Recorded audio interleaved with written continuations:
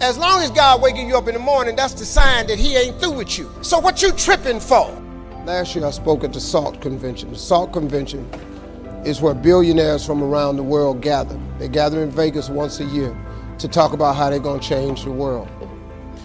There's a couple hundred billionaires in this world. They all come to Las Vegas once a year to SALT convention. I was asked last year to be the keynote speaker.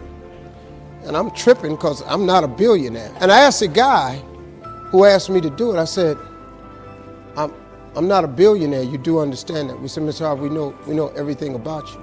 We know your net worth and everything. I said, well, what can you all learn from me? He said, everything.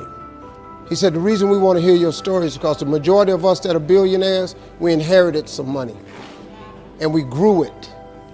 A couple of us inherited $1 billion, some of us inherited 300 million and we turned it into $1 billion.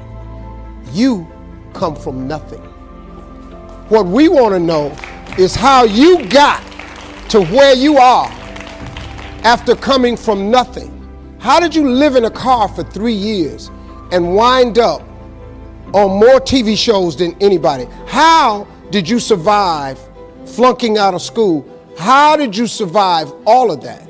We want to know that, because in case something happens to us, we don't really have the information that you have, or how to come from the back to the front, or how to come from the bottom to the top. So I get asked oftentimes to speak.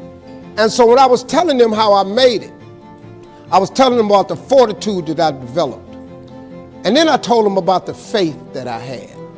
And that was really startling to them.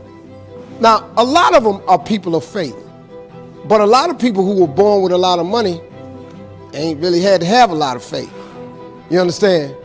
You have an idea of what it feels like. You've seen some kids get put in foster care. You've seen Child Protective Services come to somebody's house. You've seen kids come to school with less. You might have been one of the kids that went to school with less. You have struggled to give your kids a better life than the one you had. They don't hear this. But I'm gonna tell you something right now.